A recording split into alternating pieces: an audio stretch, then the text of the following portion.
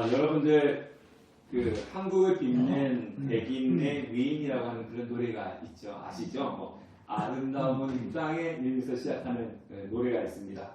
물론 한국을 빛낸 위인이 100명뿐이겠습니까? 근데 이 100명 안에 이름이 들어갔다라고 하는 것은 엄청난 그런 영광스러운 것입니다. 나라마다 역사가 있죠. 그리고 어떤 단체든지 그 단체의 역사를 가지고 있습니다.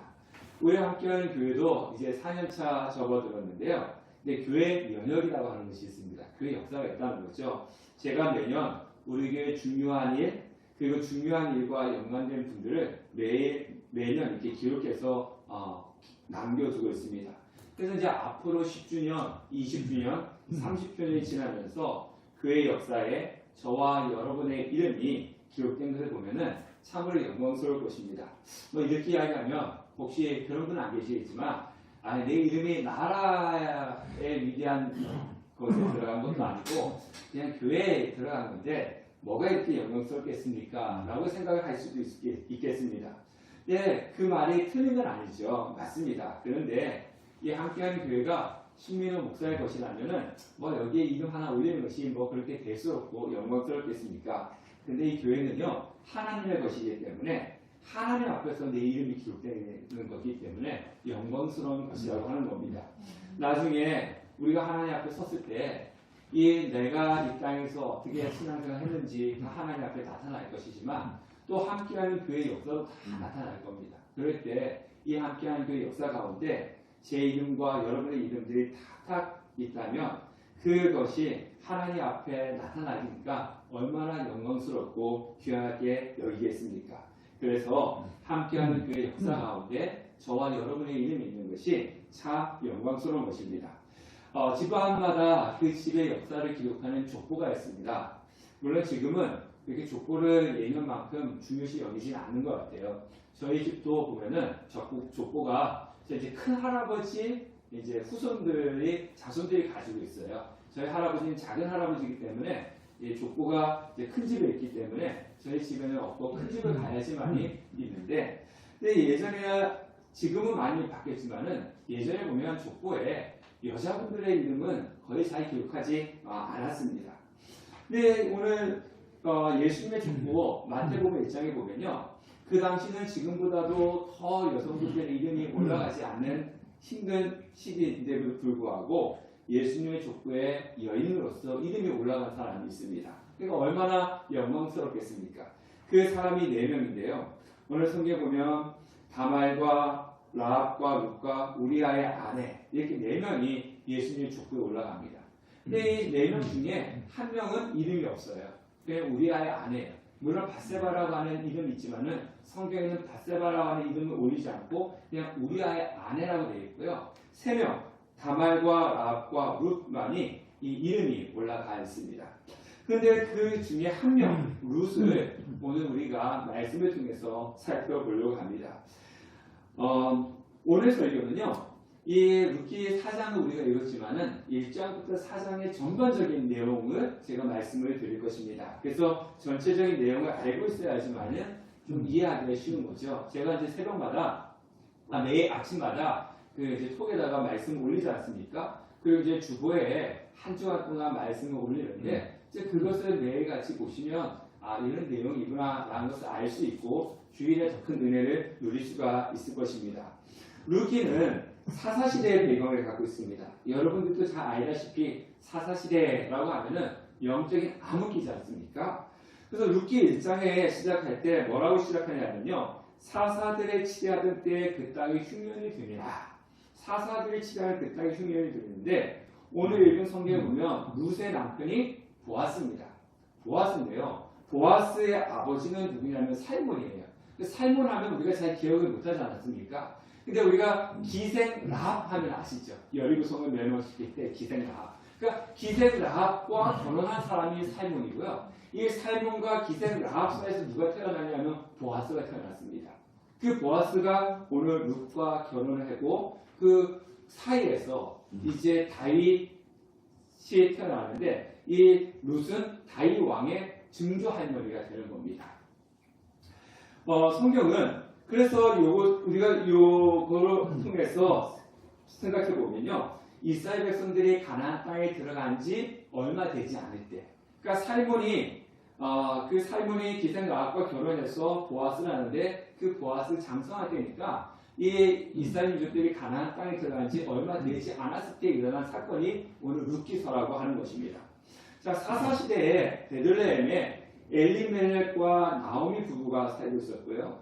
그들은 기런과 말론이라고 하는 두 아들이 있었습니다. 그런데 이들이 살고 있는 가나안 땅의 베들레헴에 성경에 보니까 흉년이 들었다라고 이야기하고 있습니다. 근데 성경에서 흉년이다라고 할 때는요, 단순히 비가 오지 않아서 먹고 살기 힘든 흉년도 있지만 신앙적으로 매우 낙심하고 믿음이 떨어져 있는 영적인 암흑 상태라고 알 수가 있습니다. 그러니까 그들이 살았던 곳은 베들레헴인데요. 베들레헴의 뜻이 뭔지 아십니까?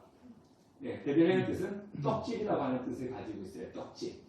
자, 떡은요, 우리는 이제 우리나라 같은 경우는 이제 쌀을 주식을 하지 않습니까? 근데 여기서 베들레헴 떡집이라기보다는 빵집이라고 하는 것이 더 나아요. 이제 떡보다는 그들은 빵을 주식으로 하기 때문에 그냥 주식으로 먹는 떡, 그죠? 우리나라로 말하는 뭐 쌀집 이렇게 해야지 맞지 않을까 싶긴 한데요. 어쨌든 베들레헴은 떡집이라고 하는 이름을 갖고 있는데 그 떡은 생명을 가리키고 오늘날로 이야기하면 교회를 이야기합니다. 그래서 베들레헴은 떡집이다, 그리고 하나님의 함께 계시다라고 하는 그런 의미를 가지고 있는 겁니다. 그러니까 그 베들레헴의 떡집에 흉년이 되니까 엘리멜렉이 먹고 살기 위해서 하나님의 떡집인 베들레헴에 떠나서 모압 땅으로 들어가 살았습니다. 이 모압은요, 이방 땅이에요. 모압은 이방 땅이고 세상을 의미합니다. 그러니까 교회 안에 있는 이 엘리멜렉과 나오미라고 하는 이 성도가 흉년이 되니까 자신의 믿음이 떨어지니까 어디로 가는 거예요? 모압 땅? 세상을 향해서 가는 겁니다. 그러니까 성도는요, 믿음이 떨어지면 가는 곳이 있어요. 성도는 믿음이 떨어지면 세상을 갑니다. 그리고 성도가 하나님을 떠나며 가는 곳이 바로 세상입니다. 세상에서 무엇을 먹을 수 있을까? 무엇을 입을 수 있을까? 라고 하면서 기웃기웃거리면서 내 자신에게 맞지도 않는 곳이 있고 살아가는 그런 분들이 있다는 겁니다.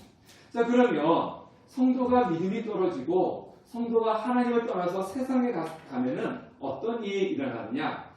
룻기 1장에 보면 엘리멜렉과 나오미가 이 베들레헴을 떠나가지고 모압 땅에 가가지고 몇 년을 살았냐면요, 10년을 살았어요. 그 10년이라는 시간 동안 어떤 일이 일어나냐면요, 나오미의 남편 엘리멜렉이 죽습니다. 그리고 그 두 아들 기런과 말론이 죽습니다. 그러니까 10년 사이에 이 남자는 다 죽고 누구만 남았냐면요, 나오미와 그리고 두 며느리 룻과 오르가 이 과부 3명만 남았습니다. 그러니까 이들이 베들레헴을 떠나서 모압 땅으로 간 이유가 뭡니까? 잘 먹고 잘 살기 위해서 간 거예요. 교회를 떠나서 하나님을 떠나서 세상으로 간 이유가 뭐냐면 더 잘 먹고 잘 살기 위해서 세상을 간 거죠. 근데 결국은 어떻게 되었습니까? 더 잘 먹고 잘 살기 위해서 갔는데 더 망하고 말았습니다.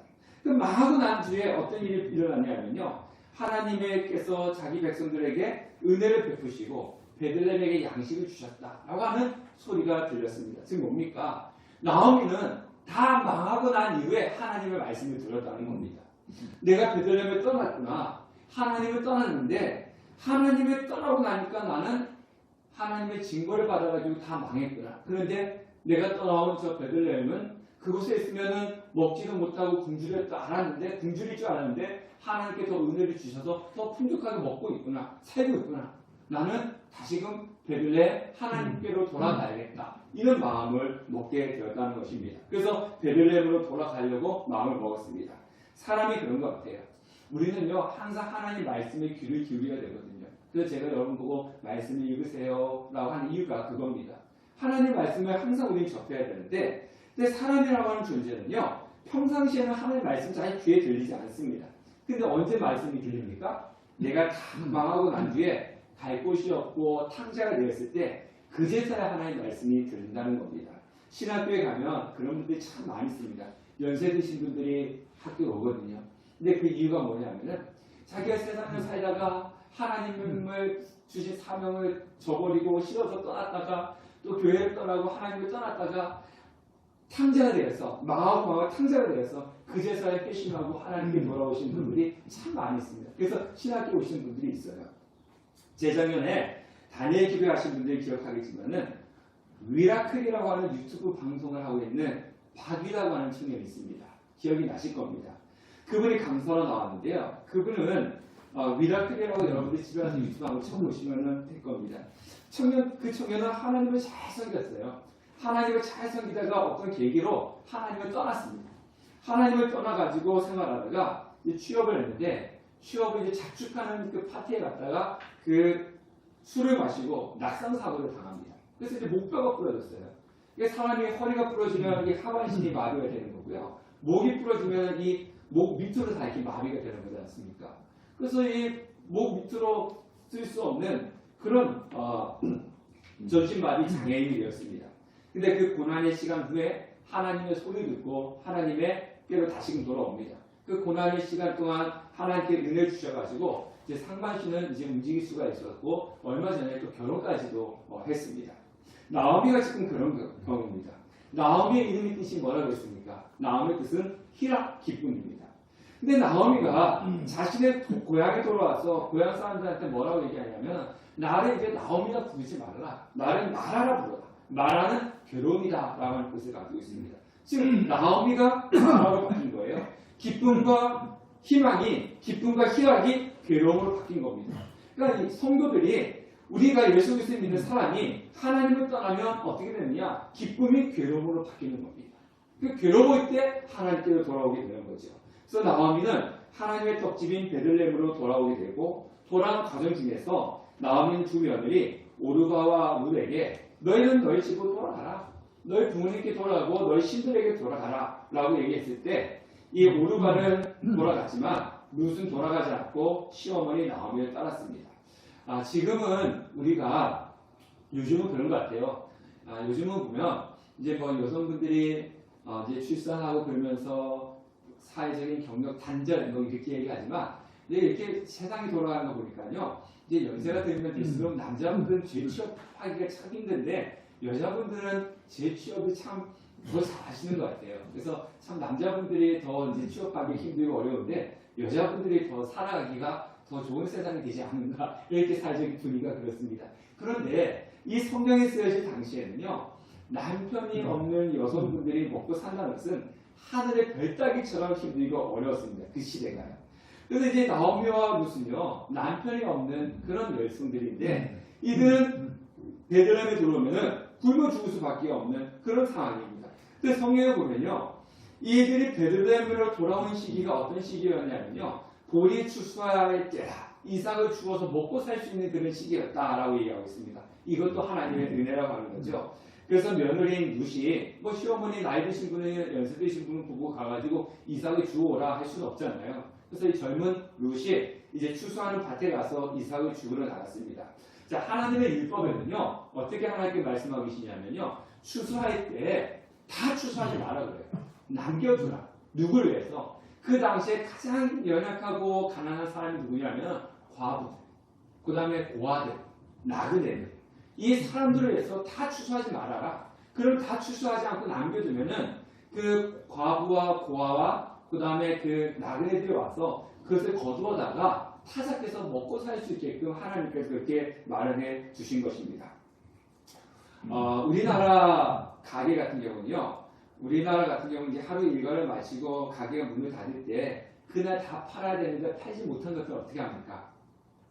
싸게 팔죠. 그래서 빵집에 가면은 뭐 1,000원짜리를 뭐 600원에 판다든가 아니면 백화점에 식료품 가게 가도 막 이렇게 제값을 한 60%, 50% 하면서 이렇게 막 파는 그런 경우들이 있습니다. 오늘 팔아야 되니까 내일 팔 수가 없으니까.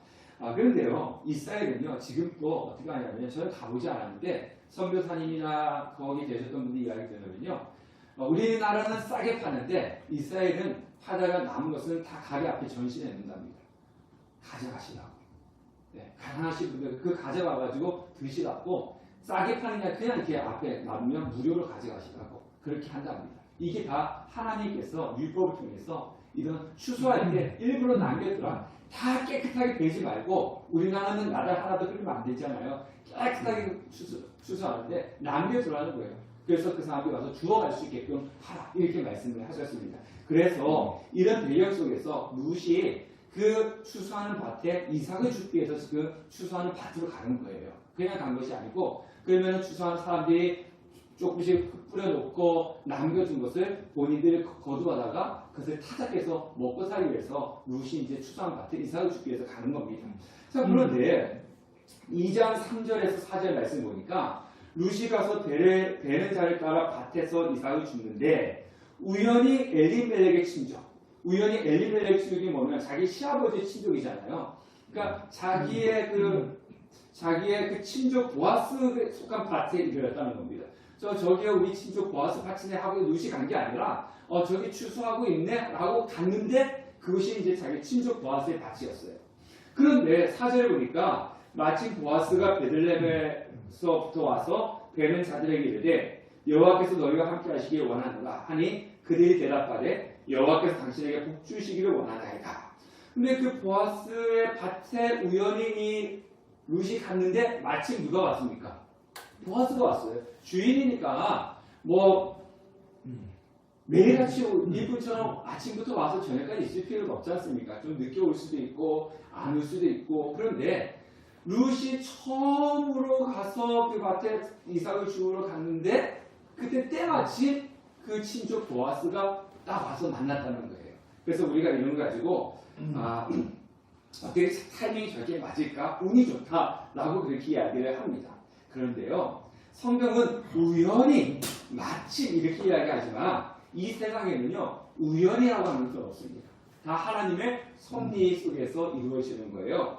여러분들이 이 함께한 교회에 오시는 그 과정이 어떻게 됐는지는 뭐 각기 우리 집사님들이 오시는 과정들이 다르지 않습니까? 그런데요, 이 오시는 과정이 어떻게 되었든지 간에 우연히 오신 것이 아니고 하나님의 섭리 속에서 저와 여러분들이 함께하는 교회를 섬긴다는 겁니다. 제가 이 교회를 시작하기 전에 집사님 여러분들 같이 모여가지고 우리 언제 첫 예배를 드립시다. 언제 어디에서 예배 드립시다. 라고 기도의 모임도 갖고 뭐 그렇게 하시는 분도 계시는데 우리가 그런 적 만난 적도 한 번도 없습니다. 그렇죠? 저도 뭐 개척을 계획하지도 않는데 개척을 하고 나서 집사님들 우리 여러분들이 그렇게 오셔서 같이 한 교회에서 예배 드리는 것이지 제가 처음부터 우리 집사님 우리 성도님 우리 교회 오실 거야 이런 생각은 해본 적이 없어요. 여러분도 마찬가지일 거예요. 신민호 목사님이 언제 개척할 건데 나는 그 교회 가야지 이렇게 생각하고 오신 분은 없습니다. 그러니까 우리가 그렇게 해서 오진 않았지만은 이 모든 것이 뭐냐? 우연인 것 같기도 하고 뭐 여러 가지 이유도 있겠지만은 하나님의 섭리 가운데서 우리가 이 한 교회를 섬기게 되었다는 것입니다. 그래서 우리는 이 교회에 더 애정을 갖고 이 서로 우리가 서로 사랑을 나누며 이 교회를 섬겨 나가야 되는 것입니다. 자, 이 보아스가 딱 와서 보니까요 낯선 여인이 하나 있는 거예요. 이삭을 줍는 뭐 룻뿐만 아니라 이삭을 줍는 많은 여인들이 있었을 텐데 딱 낯선 여인이 딱 있는 거예요. 그래서 종들한테 묻습니다. 저 여인이 누구냐? 라고 물으니까 종들이 나오미가 돌아올 때 같이 온 모압 여자인데 이삭을 주우러 와서 잠시도 쉬지 않고 열심히 줍고 있습니다. 라고 이렇게 대답합니다. 그러니까 우리가 룻은요 모압 여자예요. 이스라엘 민족이 아니라 모압 여자인데 그렇게 대답을 했습니다. 그러자 보아스가 룻에게 이렇게 이야기합니다. 다른 밭에 가지도 말고 이 밭에 와서 이삭을 주어라. 그리고 목이 마르면 우리 소년들이 저기에 물을 떠다 놨으니까 저 물을 마시고 그리고 다른 소년들로부터 보호해 주라고 내가 명령을 했다. 그러니까 다른 데 가지 말고 이 밭에 와서 추수할 때 이삭을 주라 라고 배려를 합니다. 그러니까 룻이 감사합니다. 감사하니까 보아스가 이런 말을 합니다. 11절 말씀인데요. 우리 11절 말씀 다 같이 한번 읽어보겠습니다. 시작. 그에게 대답하여 이르되 내 남편이 죽은 후로 내가 시어머니에게 행한 모든 것과 내 부모와 고국을 떠나 전에 알지 못하던 백성에게로 온 일이 내게 분명히 알려졌으니라. 자, 보아스는 나오미가 망해서 다시 베들레헴에 돌아온 이야기, 그리고 룻이 시어머니에게 행한 일들과 시어머니를 따라 자신의 고국, 자신의 가족들을 버리고 가나안 땅에 들어온 것을 들었다는 거예요. 자, 소문이요. 발 없는 말이 천리를 간다고 그러지 않습니까? 근데 소문은요, 좋은 일보다 나쁜 일이 빨리 퍼지게 마련이죠. 우리 한번 생각해 보세요. 누가 뭐해서 성공했대. 이런 소문보다 누가 뭐해서 망했대. 어떤 것이 더 빨리 퍼집니까? 네, 성공했다고 하는 소문은 잘 안 퍼집니다. 근데 누가 망했대. 평상시에는 관심이 없다가도요. 누가 뭐해서 망했대. 그러면요. 그 소문을 그냥 쉽사리 그냥 빨리 확 퍼져서 모르는 사람이 없을 정도로 퍼지고 맙니다. 근데 좋은 소문은 잘 퍼지지 않는데 그 좋은 소문이 많은 사람들에게 알려진다는 것은 뭡니까?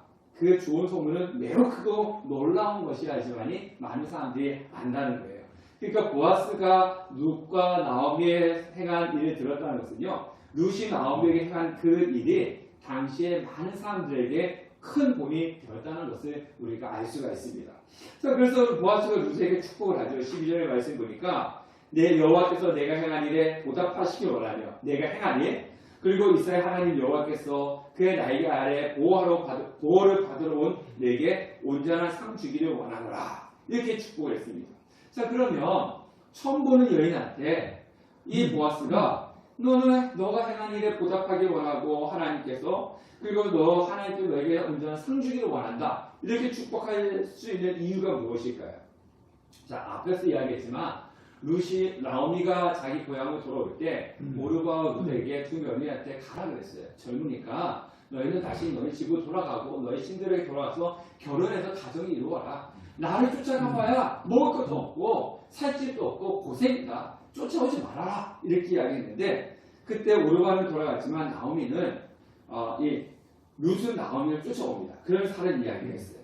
자, 16절과 17절 다 같이 한번 읽어보겠습니다. 시작. 룻이 이르되 내게 어머니를 떠나며 어머니를 떠나지 말고 돌아가라. 강권하지 마옵소서. 어머니께서 가시는 곳에 나도 가고 어머니께서 머무시는 곳에서 나도 머무겠나이다. 어머니의 백성이 나의 백성이 되고 어머니의 하나님이 나의 하나님이 되시리니 어머니께서 죽으시는 곳에서 나도 죽어 거기 묻힐 것이라. 만일 내가 죽는 일 외에 어머니를 떠나면 여호와께서 내게 벌을 내리시고 또 내리시기를 원하나이다 하는지라. 자, 이 말이 무슨 얘기냐면요. 어머니가 어디를 가든지 어디를 머무든지 어떤 죽음이 찾아오든지 간에 저는 어머니 곁을 떠나지 않을 것입니다. 그러니까 어머니 염려하지 마세요. 어머니가 가시는 곳이라면 어디든지 함께 가겠습니다. 죽는 순간이 온다 할지라도 어머니 곁을 떠나지 않겠습니다. 이런 이야기예요. 자, 그러면 여기서 머무시는 곳이라고 하는 것은요. 이 원어로 따지면요. 불편한 상태로 밤을 지새우다 라고 하는 뜻을 갖고 있어요. 그러니까 무슨 뭘 안다는 거예요.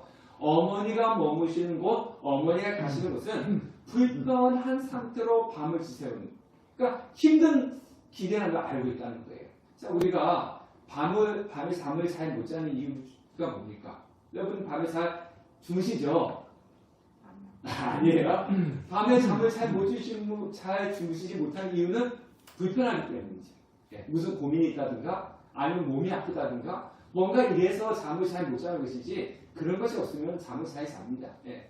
그러니까 불편한 상태로 밤을 지새우다. 머물다고 하는 것이 뭡니까? 그러니까 나오미가 가는 곳은 불편한 상태로 밤을 지새우는 어떤 그런 고난의 길이고 어려움이 있다는 거예요.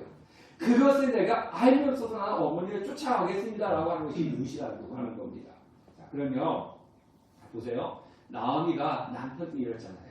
두 아들도 잃어버렸지 않습니까? 그러면 이 아무것도 없는 가운데 룻이 딱 그렇게 이야기하는 겁니다. 어머니가 가시는 곳은 내가 따라가고 어머니가 있는 곳에 내가 함께 있겠습니다. 내가 어머니와 함께 있겠습니다라고 했던 이 룻의 말 한마디가 나오미에게 어떻게 들렸을까요? 얼마나 큰 위로가 되겠습니까? 나는 혼자이고 나는 가봐야 고난인데 이 며느리가 나와 함께 있겠다. 이 말 한마디가 얼마나 큰 위로가 되고 그 말 한마디가 나오미의 마음을 울리고 감격하게 만들었겠습니까? 자, 세상을 살다 보면요. 내 마음을 헤아려주고 내 옆에 누군가 있어준다고 하는 자체가 얼마나 큰 힘이 되고 축복인지 모릅니다. 특히 내가 힘들고 어려울 때 내 마음을 헤아려주고 내 옆에 있을 때 사랑이라는 존재는요. 내가 잘 나갈 때는 내 곁에 있지만 내가 힘들고 어려울 때 다 떠나가는 거예요. 나오미가 망했지 않습니까? 다 망했는데 너희들 며느리 보고 다 너희 집으로 돌아가라 라고 얘기했는데도 나는 어머니와 함께 있겠습니다. 머물겠습니다. 이 한마디가 나오미에게는 얼마나 큰 힘이 되었겠습니까? 어머니가 가시는 것, 어머니가 머무시는 것, 어머니가 죽으시는 것, 제가 함께 있겠습니다. 우리나라 어르신들 중에 어르신들이 가장 힘든 것이 설문조사 해보니까요. 첫 번째가 뭐냐면 건강이에요. 물론 이제 연세가 들면 이제 몸이 한 군데 두 군데 이제 아프시지 않습니까? 그러면 이제 병원을 가는 일이 더 많아지지 않습니까? 그래서 어르신들이 가장 힘들어하는 게 첫 번째가 건강 문제. 두 번째가 뭐겠습니까? 두 번째는 경제적인 문제. 돈. 세 번째가 뭐겠습니까? 세 번째가 외로움입니다. 외로움. 그래서 이 최근 5년 동안 독거노인 중에서요. 코로나 확산을 위해서 구독사 하신 분들이 30%가 증가했대요. 그러니까 어르신들이요. 이 외로운 거예요. 특히 이제 홀로 계신 분들은 더 외로운 거예요. 근데 자녀들은 장성해서 분가하고 또 열심히 일을 하고 그러다 보니까 예전처럼 자녀들을 자주 볼 수 있는 시간도 없고 혼자 있는 거죠. 여러분들 그 CF에 보면요. 광고에 보면 그런 거 나오잖아요. 어떤 남자분이 어르신이 누구하고 이야기해요? AI하고 사람이 없는 거예요. 이야기할 사람이 없는 거예요. 그러니까 AI가 이야기하는 거지 않습니까? 누구야? 뭐 요즘은 되게 기술이 발달해서 우리 저도 핸드폰에 이렇게 보면은 뭐 이렇게 얘기하면 대답을 잘해줘요. 그러니까 이야기할 사람이 없어가지고 AI하고 이야기하는 거예요. 그만큼 지금 우리의 부모님들이 외롭다는 거죠. 외로울 때 그 누시, 그 외로운 나오미 어머니한테 와가지고 내가 옆에 있겠습니다. 이게 효도라고 하는 거예요. 그래서 우리 성도님들도 우리 부모님들 많이 외로우신데요. 그래서 부모님과 더 많은 시간을 가지시고 그리고 부모님들에게 더 이야기해 주셔서 그 외로움을 완전히 해소는 못하겠지만 외롭지 않도록 해주는 거. 그것이 바로 부모님께 공명하고 부모님께 효도를 하는 거죠. 물론 한두 푼 봉투 주고 돈 용돈을 주는 것도 중요하지만 외로움을 갖고 있는 부모님들을 위로해주는 그런 성도님 되시기를 바라겠습니다. 자, 그리고 두 번째로 그러면 이 루시의 축복을 받은 이유가 단순히 그냥 나오미를 쫓아왔기 때문이니까 16절 말씀 보면은 여기 보니까 어머니의 하나님이 나의 하나님 이렇게 이야기를 하고 있습니다. 어머니 하나님이 나의 하나님이 되시리니 이 얘기는 무엇이냐면요. 어머니가 믿고 있는 그 하나님을 자식도 믿는다는 거예요. 제가 이야기했지 않습니까? 무슨 모함 여자로 이방 여자로 세상 사람이다. 이 나오미는 이스라엘 백성이죠. 하나님 섬기는 사람이지 않습니까? 그죠? 그 룻이 하나님 이방 여인에도 불구하고 어머니가 섬기는 하나님을 내가 믿겠습니다. 어머니가 걸어가신 신앙의 길을 내가 따르겠습니다. 라고 지금 결단을 하는 거예요. 자, 우리의 자녀들은요. 우리 여기 계신 우리 분들은 부모님이시면서 또 자녀이지 않습니까? 부모님이 걸어가신 그 믿음의 길을 이어받아 가야 되는 거죠. 부모님보다 더 성숙된 믿음의 길을 걸어가고 부모님보다 더 성숙된 믿음의 거상들이 되셔야 되는 것입니다. 우리는 지난 주일에 자녀 주일을 맞이하면서 세계를 설교를 했습니다. 부모님은 자녀를 위해서 울며 씨를 뿌려야 된다. 울며 씨를 뿌려야지만이 자녀들이 그 부모가 뿌려놓은 씨앗의 열매를 거둔다라고 그렇게 이야기했습니다. 그러면 자녀들은 아무것도 하지 않고 부모가 씨 뿌려놓은 것만 거두면 되는 것인가? 그래서 거둘 것이 없을 때는 그럼 이렇게 이야기할 수 있지 않습니까? 내 인생이 이렇게 된 것은 부모님이 정말 엄마 아빠가 나를 위해서 씨를 뿌리지 않았기 때문에 내가 지금 거둘 것이 없는 거야. 이렇게 이야기를 할 수 있겠지 않습니까? 근데 그것은 아닙니다. 부모님이 뿌린 그 씨앗 위에 내가 믿음에 더 씨를 뿌린다면은 그건 더 풍족하게 거둘 수가 있는 겁니다. 부모님이 씨앗을 뿌렸다면은 나는 거기다 물을 주고 나는 거기다 거름을 주어야지만이 그것을 더 풍성하게 거둘 수가 있는 것이지 부모님이 씨를 뿌렸기 때문에 나는 아무것도 하지 않고 가만히 있으면은 저 씨가 자연히 싹이 터가지고 열매를 맺을 거야. 그럼 나는 그것을 거두기만 할 거야. 그렇지는 않습니다. 뭐든지요 씨를 뿌리면요 씨앗에서 싹이 나는 것은 내가 할 수 있는 것은 아닙니다. 하나님의 강력한 역사죠. 근데 그 싹이 나가지고 더 중간에 죽지 않고 튼튼하게 잘 자랄 수 있도록 물도 줘야 되고요. 거름도 줘야 되고 풀도 뽑아줘야 되는 겁니다. 부모가 씨를 뿌렸다면 거기다 거름을 주고 물을 주고 풀을 뽑아주면 누가 해야 되겠습니까? 내가 해야 되는 겁니다. 그래야지 열매를 거둘 수가 있는 것이지 부모가 씨 뿌리는데 나는 가만히 있어도 열매를 거둔다 라고 하면요 결코 열매를 거둘 수 있지만 풍성한 열매를 거둘 수가 없는 겁니다. 그래서 우리는 부모가 뿌리는 씨에다가 물도 주고 거름도 주는 노력도 우리가 해야 된다는 것입니다.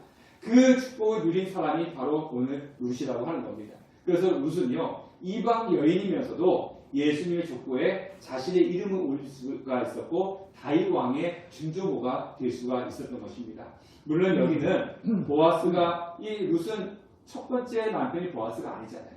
예, 보아스가 아닌데 이 나중에 보아스가 자신의 남편이 되는 과정은요, 기업을 부르는 과정에서 보아스가 일을 감당했고 또 이 하나님께서 역사하신 것이 있지만 오늘은 그것은 살펴보지 않고 오늘은 어버이주의이기 때문에 룻이 부모를 섬기했던 그것을 통해서 그것만을 말씀을 드리려고 합니다. 사랑하는 성도 여러분, 여기 계시는 여러분들은 부모님이면서도 자녀입니다. 물론 우리 청년은 아직 결혼을 안 해서 부모는 아니지만 성경은 이렇게 이야기합니다. 부모를 공경하는 것이 뿌린 씨앗의 열매를 거두는 축복의 비결이다. 네, 부모를 공경하는 것이 부모가 뿌려놓은 씨앗을 거두는 축복의 비결이 되는 겁니다. 유대인의 탈무드에 보면 이런 말이 나옵니다. 유대인의 탈무드에는 내 대신에 어머니를 보내노라. 그러니까 하나님이 그런 이야기를 했다는 거죠. 내 대신에 어머니를 보내노라. 나는 등이 없기에 어머니를 보내서 아이들을 업어노라. 내가 가슴이 없으므로 어머니의 가슴으로 아이들을 품에 안았노라. 내가 생명의 젖줄이 없기에 어머니를 보내서 생명의 젖줄로 아이들을 길러 주었노라. 내가 따뜻한 손으로 저들을 보살필 수가 없기에 어머니를 보내서 어머니의 손으로 저들을 길러 주었노라. 이런 탈무드에 이야기했다는 겁니다. 그러니까 하나님은요, 하나님의 대리자로 누굴 보내느냐? 부모님을 보내셨다는 겁니다. 그래서 부모님을 통해서 우리를 돌보시게 했다는 거죠. 그래서 성경은요, 부모를 하나님처럼 공경하라. 성경은 부모님을 하나님처럼 섬기라고 그렇게 가르쳐주고 있습니다. 그 이유는 뭐냐면 부모님은 우리를 낳았기 때문입니다. 그래서 부모는 우리를 낳기만 한 것이 아니라 또 우리를 기르시고 양육했지 않습니까? 또 이런 이야기가 있습니다. 어머니는 자식을 피 흘리면서 낳고 피를 말리면서 양육한다. 그러니까 피를 흘리면서 낳고 피를 말리면서 길렀다고 하는 거죠. 이것이 바로 부모의 모습이라고 하는 겁니다. 그래서 어버이 주일을 맞이해서 물론 오늘 어버이날이고 어버이 주일이지만요.